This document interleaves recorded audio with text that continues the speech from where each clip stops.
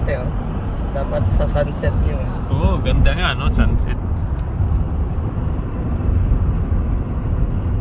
Kuha natin yung sunset para. Ate ka lang ate, kaedad nga natin eh. Okay lang yan.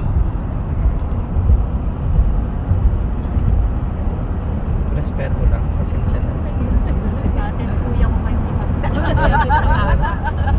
Yung pinakabata. Ako bata pa lang eh. May life begins at 50 daw. Di bagong bata pa tayo, di ba? Wala pa ka. Doon ang sinasabi kong park. Doon sa dulo mo. Yan ang gusto mong puntahan ng park. Aakyat ka ng mga hagdan. Hindi na ng ano, sikat ng araw. Or doon Hagdan na naman. meron pa doon. Natakot Hindi, na sa akin maganda eh. siya. Maganda siya. Kasi makikita mo talaga yung mga puno pati o gano'n. Punta tayo. Konti. Para makita niyo yung sunset.